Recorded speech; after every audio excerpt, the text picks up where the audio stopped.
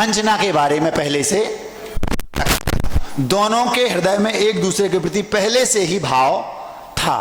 लेकिन जो कुलीन घर की महिलाएं, स्त्रियां होती हैं, बेटियां, वे कभी अपने मनोभाव को अपने माता पिता के सामने रखती नहीं। वो तो कह देती हैं हमें कर्म सिद्धांत पर भरोसा है, जो हमारे भाग में होगा सो होगा।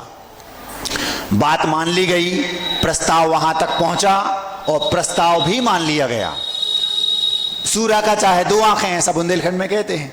वो भी चाहती थी, वो भी चाहती थी। बिटिया से तो पूछा तक नहीं, पूछा भी नहीं जाता था पहले, और पूछ भी लें तो वो सिर नीचा करके बोल देती थी पिताजी जैसी आपकी इच्छा। जब प्रस्ताव स्वीकार हो गया, दोनों की आपस में जो भी होता है, क्या बोलते हैं आप लोग, सगाई, दस्तूर, जो भी बोल दो, पक्की हो गई। पहले ऐसा नहीं होता था कि 4 बजे बारात लेके गए, 8 बजे बारात वापस आ गई। पहले तो ऐसा होता था 4 दिन, 6 दिन, 8 दिन पहले बारात लेके गए। पूरे एक एक नेंग दिल से खुल के होते थे, मजे से पूरा आनंद लेते थे, बाराती भी और दूल्हा भी। आजकल तो पता ही नहीं चलता, कभी कभी बिना दूल्हा के बारात पहुंच जाए और कभी कभी दूल्हा पहुंच के बारात का पता ही नहीं है। और गए, लिफाफा रखा, एक आध रसगुल्ला खाया, ने कहा भैया हम जा रहे हैं। बहुत अंतर आ गया पहले में और अब में। हमने तो एक सच्चा प्रसंग याद आ गया। सुर्खी के पास एक गांव है, गांव का नाम नहीं बताएंगे नहीं तो आप हंस दोगे, उसका नाम बहुत हंसने वाला है। वहां पहले बारात गई, 50 साल पहले हमारे जो बड़े पिताजी जी उन्होंने हमें सुनाया था। पहले ये बिस्तर वगैरह भी साथ में ले जाने पड़ते थे, तो वो बस में ऊपर रख दिए जाते थे, अपने अपने बिस्तर घर से ले जाते थे, क्योंकि टेंट हाउस होते नहीं थे। तो उन्होंने, और दूसरे जो लोग होते और दूसरी जाति के भी, जैसे मान लो कोई ठाकुर साहब हैं, कोई राय साहब हैं, कोई और समाज के जो दूसरे वरिष्ठ लोग हैं, उनको भी साथ में ले जाया करते थे। तो उन्होंने हमें आज से 15-20 साल पहले सुनाया था। वो बात हमें याद आ गई, बीच में हम पगडंडी में घुस के वो सुना देते, फिर अपन वापस 4 लाइन पे जाएंगे। तो उन्होंने क्या किया, बस में रख दिया बिस्तर, अब उसमें रस्सी बांधते थे, चारों ओर से एक ऐसी रस्सी, एक ऐसी रस्सी बांध दिया। अब रास्ताएं पहले ऐसी तो होती नहीं थी कि 4 लाइन हो, छोटी छोटी होती थी। अंदर इंटीरियर में वो गांव होगा, तो वहां पर उनका जो पलंग बिस्तर था वो ऐसा रखा था, ऊपर आम का पेड़ होगा। तो जब बस वहां से निकली तो आम के पेड़ की टहनी में वो बिस्तर लटक गया। अब जब जहां बारात पहुंच गई वहां वो ढूंढ रहे, भैया यार हमारा बिस्तर हमने अपने हाथों से रखा। पूरी बस छान मारी, एक एक व्यक्ति के बिस्तर को देख लिया किसी ने चोरी से, हमारे में तो नहीं लेट गया, कहीं कुछ नहीं मिला। आखिर उनको ऐसे लेटना पड़ा होगा बोरा, खाली बोरा पे। दूसरे दिन जब बारात वापस गई तो देख रहा है कि वो सामने लटक रहा, पर बस पेड़ के नीचे बस को खड़ा किया, वापस उतारा। ऐसा हुआ था। खमरिया उस गांव का नाम था, हमें याद आ गया, सुर्खी के पास है। ये 50 साल पुरानी बात है। बारात महेंद्रपुर पहुंच गई, किसकी, पवनंजय की। अंजना अंदर ही अंदर बहुत प्रसन्न हो रही है, और पवनंजय भी अंदर ही अंदर बहुत प्रसन्न हो रहा है, क्योंकि मनचाही वस्तु मिल गई। अब 2 दिन बाद, 2 दिन पहले, 3 दिन 4 दिन पहले बारात पहुंच गई। रोज के एक एक दिन के प्रोग्राम, अरगा क्या होता है, मेहंदी, मिट्टी, वो हल्दी, ये दुनिया भर के जितने भी होते होंगे, अब हमें तो भाई क्या पता नहीं, आप लोग अनुभवी हैं, ये सब होता था, हुआ होगा। दूसरे दिन विवाह था, अंतिम दिन मतलब सेकंड लास्ट डे, एक दिन पहले अंजना अपनी सखियों के साथ छत पर बैठी थी, मेहंदी रची जा रही थी, और आपस में मनोविनोद चल रहा था। मनोविनोद मतलब आपस में हा ठू क्या बोलते आप लोग, हैं? हाँ, मतलब विनोद, मनोविनोद, आपस में हंसी मजाक चल रही है, सब लोग मस्ती से, नाच गान भी हो रहा है, कुछ लोग अपने वो भजन भी सुना रहे हैं, कुछ लोग गाने भी गा रहे हैं, सब प्रकार का सब चल रहा है। ये किस पक्ष की बात है, वधू पक्ष जहां ठहरा था, उस महल की ऊपर की छत पर। अब गौर से सुनना, यहां तक तो ट्रेलर था सामान्य से, अब पिक्चर शुरू हो रही है। ध्यान से सुनियो, परेशान ना करियो, ना खुद होइयो।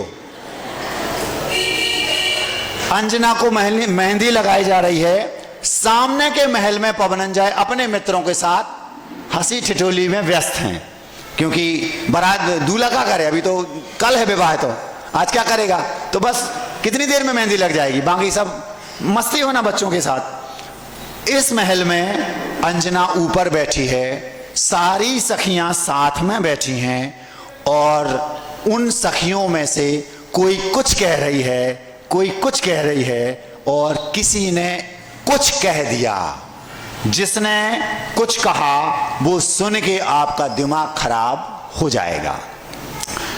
जब पुण्य फल देता है तो छप्पड़ फाड़ के देता है और जब पाप फल देता है तो थप्पड़ मार के देता है। क्या कहा?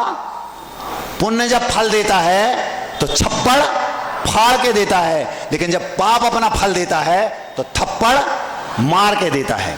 जब कर्म बांधते हैं तो हंस हंस के वे कर्म बांध लेते हैं और जब वे फल देते हैं तो रो रो के भी वो कटते नहीं। आप लोगों ने अच्छे से इस बात को सुना होगा। एक और बात है, आप लोगों के घरों में प्रायः ये होता रहता है, हम अपना टाइम पास करने अथवा अपनी हंसी ठिठोली में कोई एक ऐसी बात बोल देते हैं जो दूसरे के जीवन को नरक बना देती है। कभी द्वेष वशात, कभी हंसी मजाक वशात, कभी किसी और कारण से। बुद्धि की कमी भी इसमें एक बहुत बड़ा कारण है, औचित्य गुण की कमी भी एक बहुत बड़ा कारण है। हमारी एक बात पूरे जीवन दूसरे का बर्बाद कर सकती है, करती है। और एक बात और ध्यान रखना, प्रायः लोग हमारे मुंह पर हमारे हो जाते हैं और दूसरे के मुंह पर उसके हो जाते हैं। हमने बहुत पहले एक पंक्ति सुनी थी, इस जमाने में मतलबियों के डेरे हैं, लोग हमारे मुंह पर हमारे और तेरे मुंह पर तेरे हैं।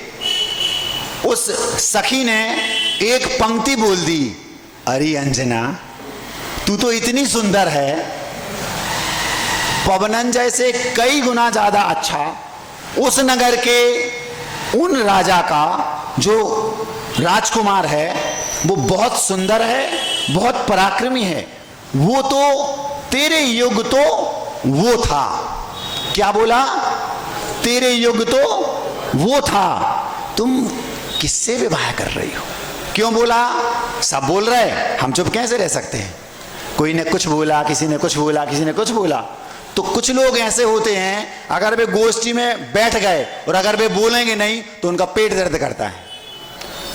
हमारे पास वो कला हो, हमारे पास वो शब्द हो तो अब तो बोलो, और अगर नहीं है तो चुप रहो। अगर हमने बोल दिया और हमारे बोल किसी के लिए सूल बन गए, उसका तो जीवन बर्बाद हो जाएगा। अंजना के सामने जैसे उसने बोला कि तुम उससे विवाह थी, तुम तो उसके योग्य थी, तुम किससे विवाह कर रही हो?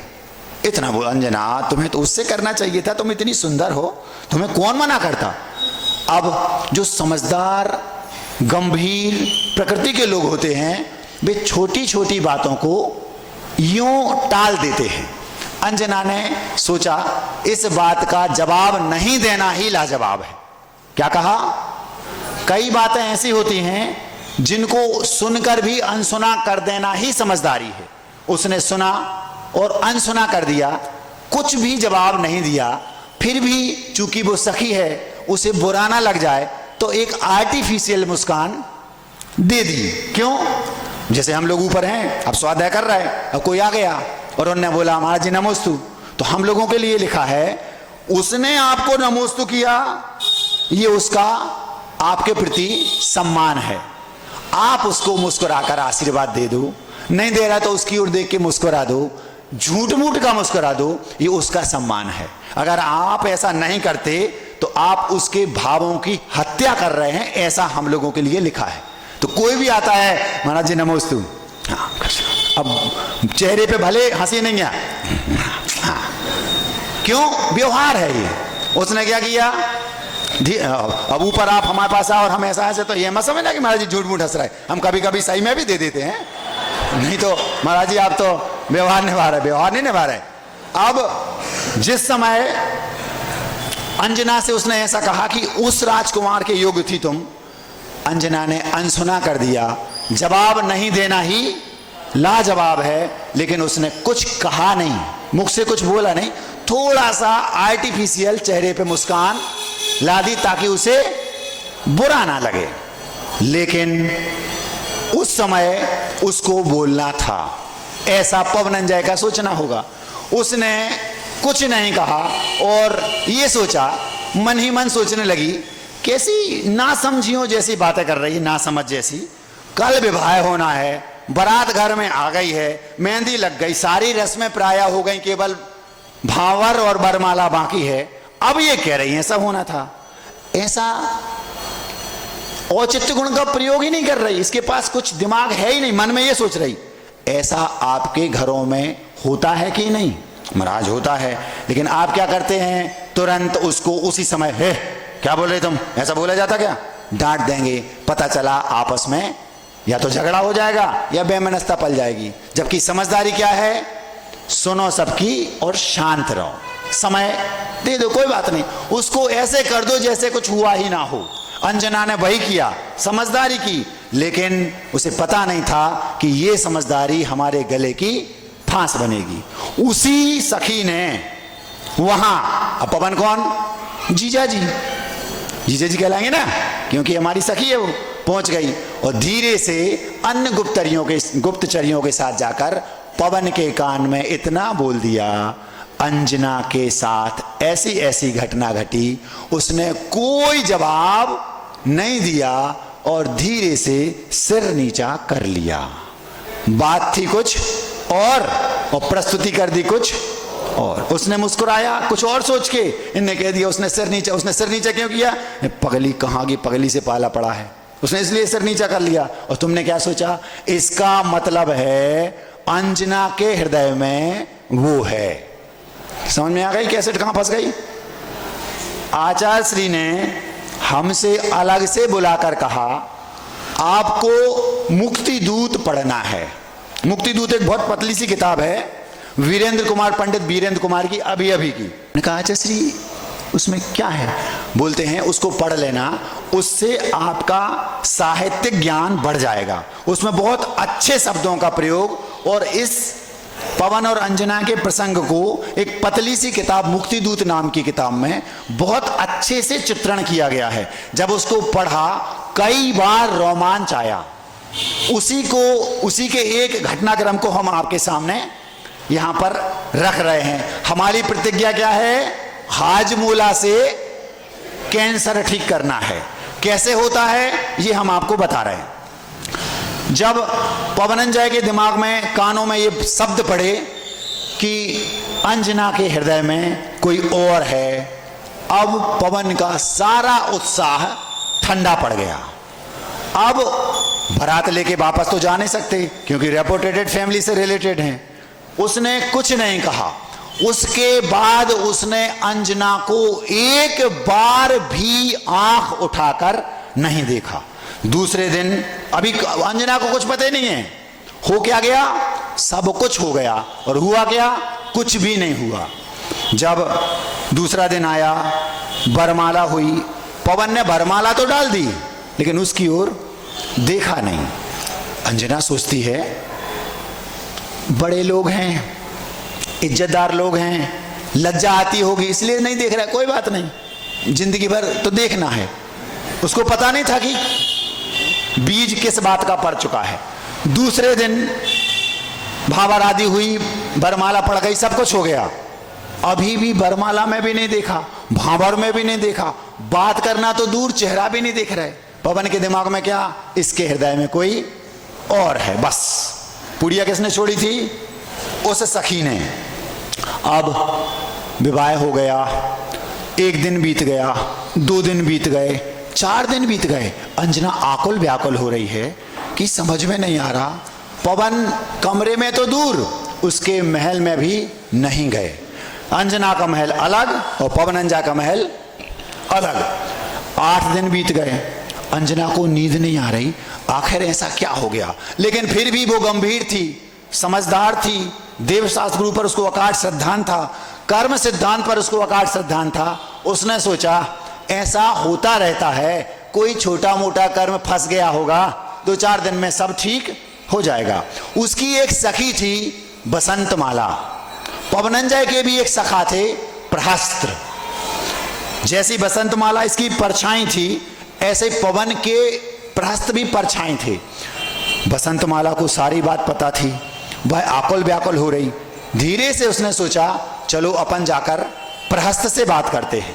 प्रहस्त से पूछा, प्रहस्त ने पवनंजय से बात की कि भैया बात क्या है, विवाह हुआ है 8 दिन हो गए, तुम उसके महल में भी नहीं जा रहे, कक्ष की तो बात बहुत दूर है। कोई बात नहीं, सारी बात पवन ने प्रहस्त को बता दी।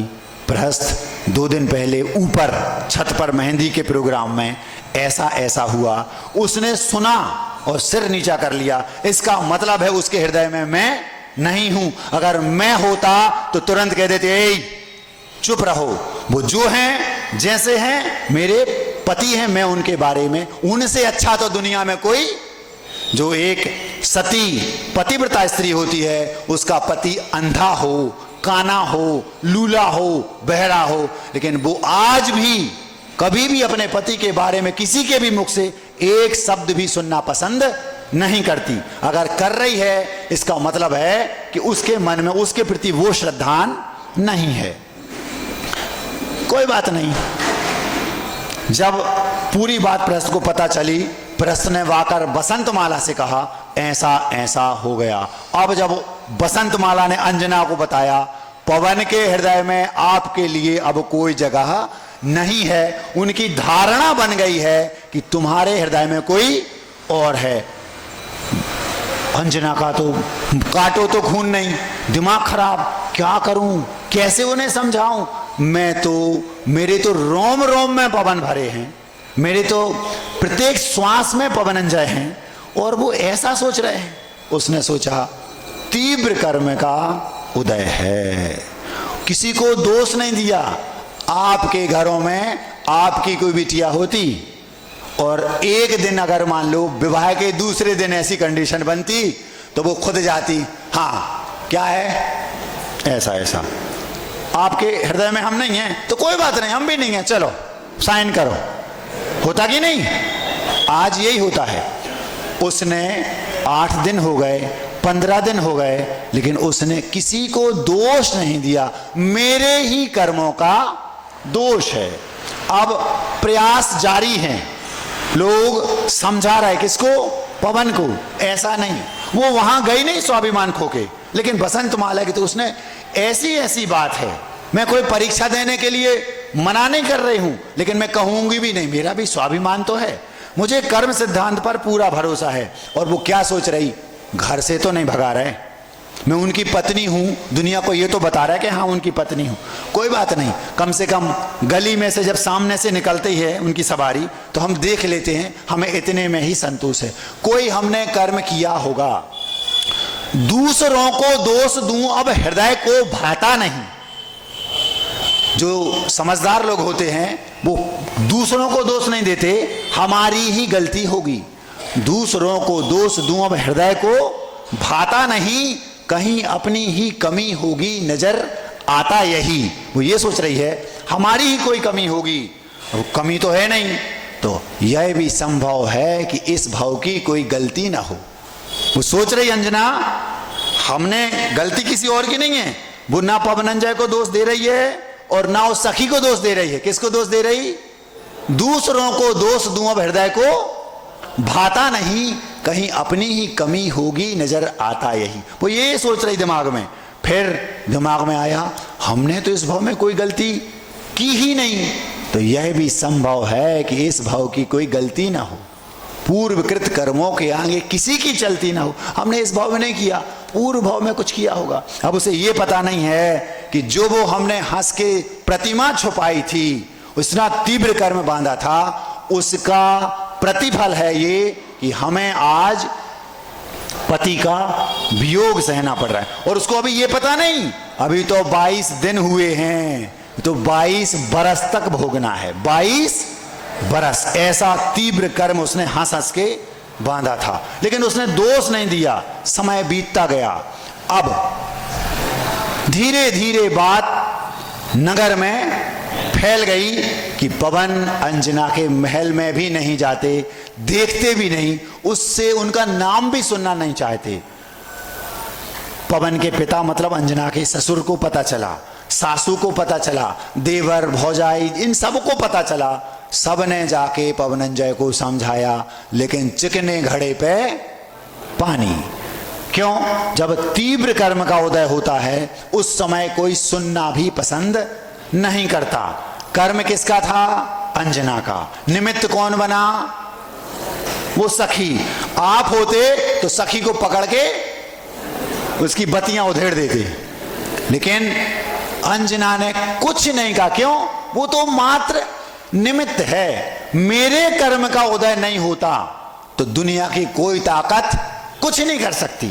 क्यों नहीं समझ रहे? वो उनके माता पिता जिन्होंने जन्म दिया वो समझा रहे, नहीं समझे। मित्र प्रहस्त जो साथ में है वो समझा रहा, नहीं समझ में आ रहा। बसंत माला गई गिड़गिड़ा रही, मैं अपनी अंजना को बचपन से जानती हूं, वो ऐसी है, सब समझा। हमें सब पता है, हमें नहीं बताओ, हम तुमसे ज्यादा समझदार हैं। नहीं मानी। अब बात और बढ़ गई, महेंद्रपुर बात पहुंच गई। वहां से उनके भाई भाभी पिता मां सब आए, सबने पवनंजय को मुझे अंजना का नाम भी नहीं सुनना, मैं उस मैटर में कोई बात करना नहीं चाहता। जब अंजना को ये सब पता चला, अब ये था अंजना का कैंसर। अंजना को कैंसर हो गया। कौन सा कैंसर? ब्लड कैंसर, यहां पेट में, यहां कहीं कुछ नहीं। कौन सा कैंसर हो गया? पति के वियोग का। बड़े बड़े हॉस्पिटल, कैंसर के जो बड़े बड़े हॉस्पिटल थे, कौन से? अवधि ज्ञानी मुनिराज। चलो भैया महाराज के पास चलें। अवधि ज्ञानी मुनिराज के पास गए। महाराज बताओ, ऐसी ऐसी बात है। आज धर्म का फल दिखाई नहीं दे रहा, उस समय धर्म का साक्षात फल दिखाई देता था। तीर्थंकर मुनिशोभित नाथ भगवान के काल की बात है। उस समय तीर्थंकर का समोसरण भी था, अवधि ज्ञानी मुनिराज भी थे, मनय परय ज्ञानी मुनिराज भी थे, चारण रिद्धिधारी मुनिराज भी थे, केवल ज्ञानी भी थे। केवल तीर्थंकर नहीं, सामान्य केवली भी यहां वहां उनका समोसरण लगता रहता था। समोसरण नहीं, गंधकुटी। सामान्य केवली का समोसरण नहीं होता। किस किस के यहां वो राजा की बेटी और राजा की बहू। कौन नहीं चाहेगा? आपके घर में यदि कभी कभी कहीं किसी की कोई अनबन हो जाए तो समझाने में सारे परिजन, सारे मित्र, सारे सखा, सारे बंधु वर्ग, सारे रिश्तेदार और आस पड़ोस वाले सभी उसमें प्रयास करते हैं कि भैया कैसे भी बात बन जाए। सभी ने सारे प्रयास किए। रोग कैंसर का, और बड़े से बड़े हॉस्पिटल। हॉस्पिटल कौन? तीर्थंकर का समोसरण। हॉस्पिटल कौन? मन पर्याय ज्ञानी केवल ज्ञानियों के पास भी बात पहुंची। सबने जान तो लिया, लेकिन ऐसा ऐसा इन्होंने किया था। अंजना को यह भी पता चल गया अवधि ज्ञानी केवल ज्ञानियों के माध्यम से कि हमने ऐसा किया था। फल क्या है? निधत्ती निकाचित बांधा है, भोगना ही पड़ेगा। उपाय दो ही हैं। प्रत्येक रोग के दो उपाय हैं। कितनी भी बड़ी मुश्किल आ जाए, कितनी भी बड़ी मुश्किल, अभी यही उपाय है कि चुप रहो, करो दुआ। समय दो आग बुझेगी, नहीं उठेगा फिर धुआं। खुलेंगे रास्ते, अभी प्रबल कर्म का जोर है। स्वयं कहोगे बाद में कि जो हुआ अच्छा हुआ। बहुत तीव्र कर्म का उदय चल रहा है, सारे प्रयासों के बाद भी काम नहीं बन रहा है। समता रखो और नमो हरिहंताड़म नमो हरिहंताड़म। समता रखोगे, नए कर्म नहीं बंधेंगे। नमो हरिहंताड़म करोगे, पुराने पाप का पावर कम होगा। जो काम 25 साल में बाद होना था वो 5 साल बाद भी हो सकता है। जितना पावरफुल नमो हरिहंताड़म होगा, पुण्य संचय होगा, उतने जल्दी पाप का पावर कम होगा, काम बनेगा। दो प्रकार के लोग दुनिया में होते हैं। एक होते हैं स्वान दृष्टि वाले। स्वान समझते हो? स्वांग नहीं, स्वान, डॉगी नहीं समझते? उसको ग्राम शार्दूल बोलते हैं। शार्दूल मतलब शेर और ग्राम शार्दूल मतलब डॉगी, गांव का ग्राम शार्दूल। अगर आप उसको लाठी से मारोगे तो वो लाठी को पकड़ता है, और यदि शेर को लाठी मारो तो शेर लाठी को नहीं पकड़ेगा, मारने वाले को पकड़ेगा। आप लोग कौन हैं? महाराज उस सखी को नहीं छोड़ेंगे। उसने ऐसा क्यों कहा? सखी तो क्या थी? लाठी। शेर क्या करता है? अंजना शेर थी, उसने सखी को लाठी को नहीं पकड़ा, किस प्रवृत्ति के हैं आप लोग देख लो। शेर की भांति हैं कि उस डॉगी की भांति हैं। वो लाठी को पकड़ता है, लेकिन शेर लाठी मारने वाले को पकड़ता है। अंजना ने आंख बंद करके वो अपनी छत पर बैठी सोचती रहती थी, हमने ऐसा किया, इसके पीछे कारण क्या? जो आज मेरे साथ घट रहा है उसके पीछे कारण क्या है? ये शेर की दृष्टि है। लाठी कौन मार रहा है, क्यों मार रहा है? और डॉगी क्या करेगा? उस सखी को पकड़ेगा, तूने ऐसा क्यों बोला, तू ऐसा नहीं बोलती तो कुछ। अंजना क्या सोचती, तू नहीं बोलती तो कोई और निमित्त मिल जाता, कर्म तो फल देता। आप लोगों की 10 साल हो गए महाराज रजिस्ट्री को, लेकिन कोई ना कोई अड़ंगा आ रहा, हो ही नहीं पा रही।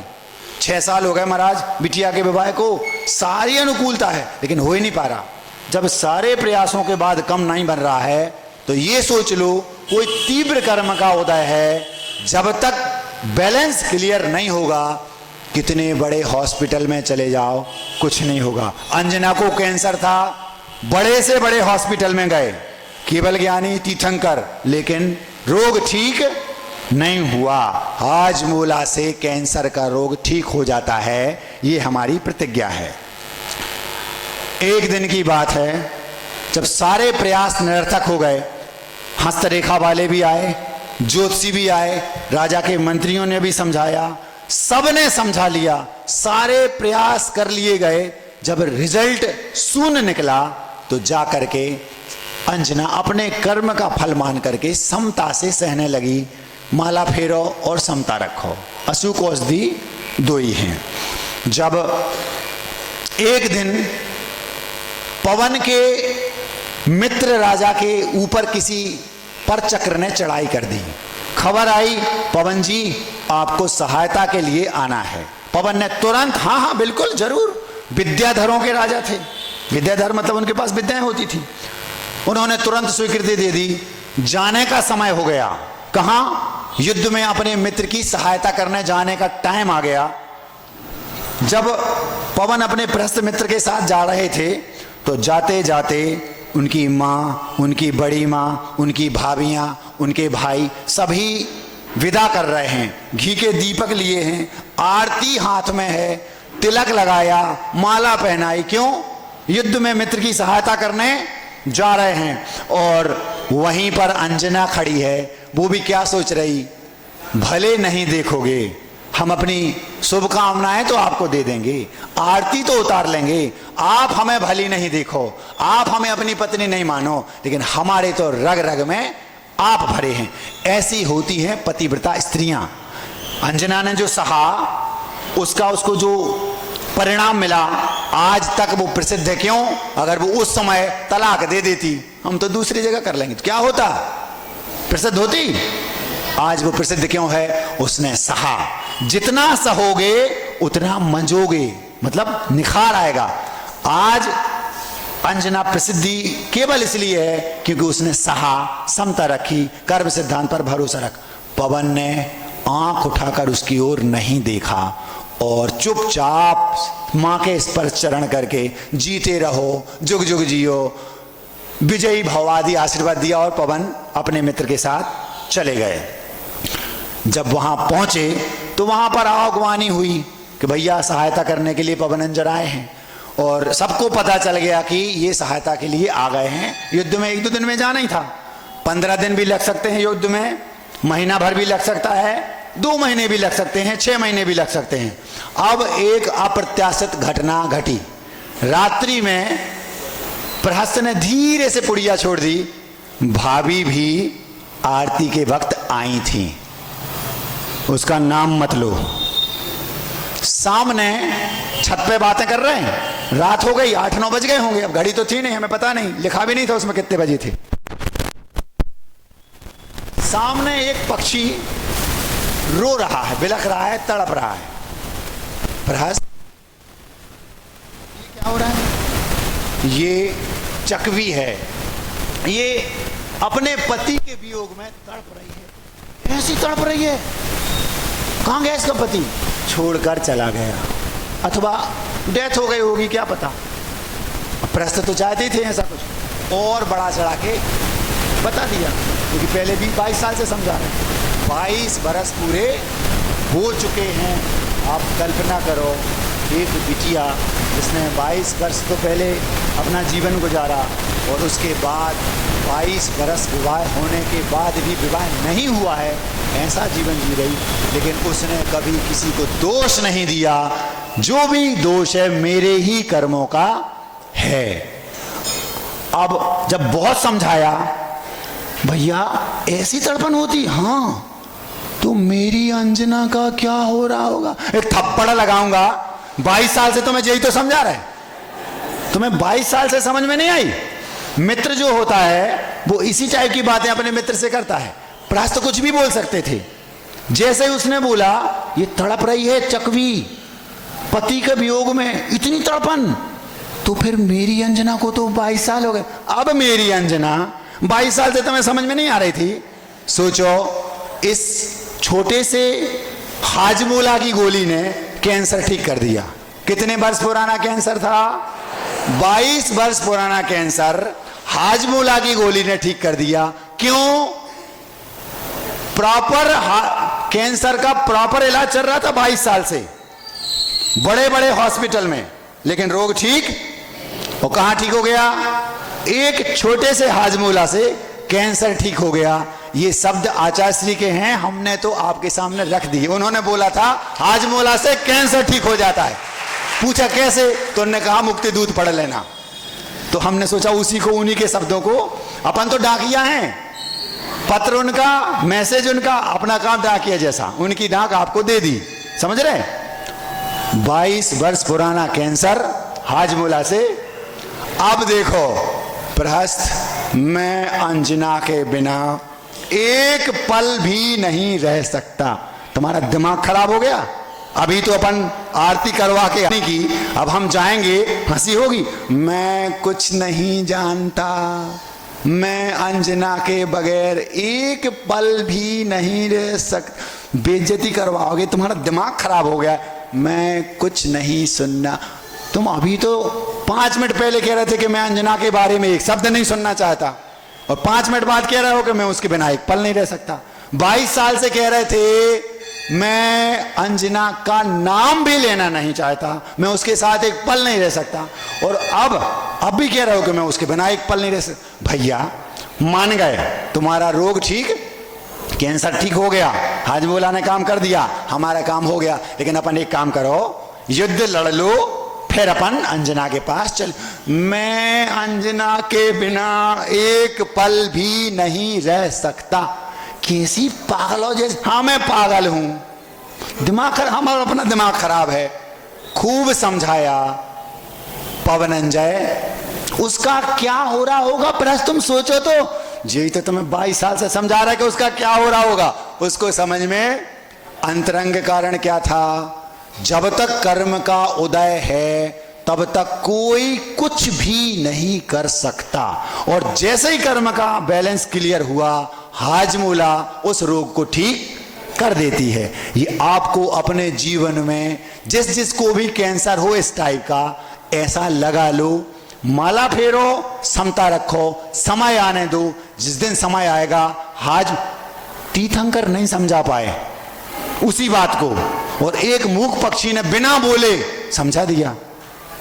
कर्म सिद्धांत पर कितना भरोसा होना चाहिए ये आप लोगों को देखना है। आखिर पवनंजय नहीं माने, चोरी से, जैसे कोई अपनी प्रेमिका से मिलने जाता है, ऐसे वे चोरी से रात्रि में ही विमान में बैठे, वो विद्याधर थे, और सीधा विमान उठा करके उड़ करके अंजना की छत पर उतारा। चोरी से नीचे उतारेंगे तो पता चल जाएगा कौन जा रहा है। पति रजिस्टर्ड था, कोई चोरी नहीं कर रहा था, अपनी पत्नी से मिलने। लेकिन कैसे जाएं? अभी तो तिलक लगवा के गए, माला लगवा के, और वहां भी आगवानी ना, वहां किसी को बताया ना यहां किसी को बताया, सीधे छत पे पहुंचे तो प्रस्तुतले बाहर गए, बसंतमाला से बोले पवन आए हैं। तो बसंतमाला बोलती है 22 बरस में एक तुम ही थे जो मजाक नहीं करते थे, आज तुम भी मजाक करने लगे। मजाक नहीं कर रहे हैं, वो विमान में बैठे, हो क्या गया, पूरी घटना बताई। अब हम कैसे बोले, वो मानेगी नहीं अंजन। बसंतमाला अंदर गई, नींद तो आई नहीं रही थी, किसको? अंजना को। 22 साल से नहीं आ रही थी। अंदर जाके बसंत माना बोलती है, पवन आए हैं। 22 साल में आज तक केवल तुम बची थी जिसने मुझसे मजाक नहीं किया। तुम भी मजाक करने लगी। मजाक नहीं कर रहे, सही बोल रहे हैं, वो तो युद्ध करने गए। सारी कहानी आपको पता है। हमारा रोग यहीं ठीक हो गया। कहानी बहुत लंबी है, अपन को अपना प्रयोजन सिद्ध हो गया। हमें ये सीख लेना है। पवन फिर अंदर गए, फिर उसके बाद वापस गए, फिर बहुत और कैसेट लंबी फंसी। अपन को उससे मतलब नहीं था, अपन को तो रोग ठीक करना था हाजमोला से कैंसर का। क्यों ठीक हुआ ये आपको सोचना है। अपने दैनिक जीवन में इस बात को अच्छे से विचारना है कि क्यों हुआ। सोचोगे तो सब समझ में आ जाएगा। अपन ने कैंसर का रोग हाजमोला से ठीक कर लिया। समय बहुत हो गया है, जरूरत से ज्यादा हो गया। महाराज जी को आज साथ में निकलना है। अब अपन मिठाई खिला देते हैं। बिना भूमिका के सीधे चलते हैं। आचार्य श्री की ये सबसे पसंदीदा कविता है, वो रख रहा हूं। नेमावर में सबसे पहले निरोग सागर जी ने इसको सुनाया था। कम से कम आचार्य श्री ने इसको 100 बार सुना होगा। जैसे ही उनको आहार होते थे, एक ब्रह्मचारी जी ने याद कर ली थी, आहार के बाद भजन के रूप में वो ये सुनाते थे। कोई कहते भैया जी कल सुनाई दे रहने दो, तो आचार्य इसको बोल देते थे सुनाने दो। उसने कहा महाराज जी 100 बार तो मैंने सुनाई है।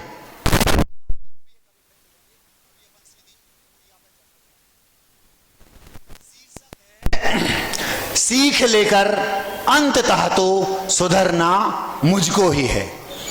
सीख लेकर अंततः तो सुधरना। एक से बढ़ एक जीवन में कई घटना घटी, याद कर नम होती आंखें और हृदय में कपकपी। पहले हमारे जीवन में जो घटनाएं घटी बड़ी बड़ी, उनको याद करते हैं तो रोमांच आता है, हृदय कांपता है। एक से बढ़ एक जीवन में कई घटना घटी, याद कर नम होती आंखें और हृदय में कपकपी। क्यों घटी क्या वजह होगी सुलझना खुद को ही है। सीख लेकर अंततः तो सुधरना मुझको ही है। दूसरों को दोष दूं अब हृदय को भाता नहीं। कुछ हो गया उनने करो, उस सखी ने किया। दूसरों को दोष दूं अब हृदय को भाता नहीं। कहीं अपनी ही कमी होगी नजर आता यही। दोष मेरा कहां कितना समझना कुछ जो भी है। सीख लेकर अंततः तो सुधरना मुझको ही है। हमारी तो कोई गलती नहीं, बुद्धि लगा ली पूरी, हमने कोई गलती की नहीं। यह भी संभव है कि इस भाव की कोई गलती ना हो। यह भी संभव है कि इस भाव की कोई गलती ना हो। पूर्वकृत कर्मों के आगे किसी की चलती ना हो। कर्म अपने किए तो फल भुगतना, दुख को भी सह। सीख लेकर अंततः तो सुधरना मुझको ही है। अब फिर ऐसा लगता है हमारी गलती नहीं है, गलती उसकी है, वो सुधरे, हम क्यों सुधरे। ये सोच सकते घर में, उनने गलती की वे सुधरे। कमी औरों की वे सुधरे, सोचना ही व्यर्थ है। कमी औरों की वे सुधरे। मान लो पूजा कर रहे हैं आप, सामने वाले से परेशानी है, बे गलती करते बे सुधरे नहीं। हमें दूसरों को सुधारना नहीं, अपन अपनी रास्ता बदल लो, बेदी बदल लो, पूजा का टाइम बदल लो, कुछ कर लो, उनको नहीं सुधारना। हमें उस शिक्षा लेके स्वयं सुधरना है। कमी औरों की वे सुधरे, सोचना ही व्यर्थ है। अभी समता साधुता से दूरी है, यह अर्थ है। यदि आपको यह भाव आ रहा है कि हम इनको सुधारें, मतलब अभी आपके अंदर समता साधुता सज्जनता नहीं है। कमी औरों की वे सुधरें, सोचना ही व्यर्थ है। कमी औरों की वे सुधरें, सोचना ही व्यर्थ है। अभी समता साधुता से दूरी है, यह अर्थ है। वस्तुता तो और गहरा उतरना सुख तो ही है। सीख लेकर अंततः तो सुधरना मुझको ही है। मतलब अभी आपको और गहरे उतरने की जरूरत है, अभी आपके अंदर समता साधुता नहीं है। फिर ये भाव भी मन में आता है, हम सुधार देंगे, नहीं सुधरेंगे तो सुधरवा देंगे दूसरों से। दूसरों को मैं सुधारूं, चित्त का विभ्रम बड़ा। हम अध्यक्ष से बोल देंगे तो अध्यक्ष साहब उनसे बोल देंगे भैया धीरे पूजा किया करो, जल्दी नहीं किया करो, आगे खड़े नहीं हो करो, पीछे वालों को ध्यान। हम दूसरों से उनको सुधरवा देंगे, नहीं तो हम खुद सुधार देंगे, अपन कम थोड़ी हैं। दूसरों को मैं सुधारूं, चित्त का विभ्रम बड़ा। जिंदगी लग जाए चिकने घड़े पर पानी पड़ा। जैसे चिकने घड़े पे पानी डालो, एक बूंद नहीं ठहरना, कितना ही सुधारो वो सुधरने वाला। सुधरना किसको है? दूसरों को मैं सुधारूं चित्त का विभ्रम बड़ा। जिंदगी लग जाए चिकने घड़े पर पानी पड़ा। किसको बदलूं वस्तुता तो बदलना खुद को ही है। सीख लेकर अंतता तो सुधरना मुझको ही है। अंत क्षण तक हर कदम पर संभलता ही जाऊं मैं। भगवान से प्रार्थना कर रहा है अब अंत में, अंत क्षण तक हर कदम पर मैं सुधरूं, दोष ना दोहराऊं मैं। हे भगवान, मैं दोष ठोकर लगी उससे सीखूं, सुधरूं। क्या सीखना? आगे से ऐसी कोई गलती नहीं करना कि 22 साल का कैंसर हो जाए। आगे से ऐसा द्वेष पूर्वक कोई ऐसा कर्म नहीं बांधना कि हमें भोगना पड़े। अंत क्षण तक हर कदम पर संभरता ही जाऊं मैं। ठोकरों से सीखूं सुधरूं, दोष ना दोहराऊं मैं। सीधा होकर पूर्णता तक, जब तक मुक्ति ना मिले, सीधा होकर पूर्णता तक संभलना मुझको ही है। सीख लेकर अंतता तो सुधरना मुझको ही है। अहिंसा परमो धर्म की, बोधि समाधि परिणाम शुद्धि स्वात्म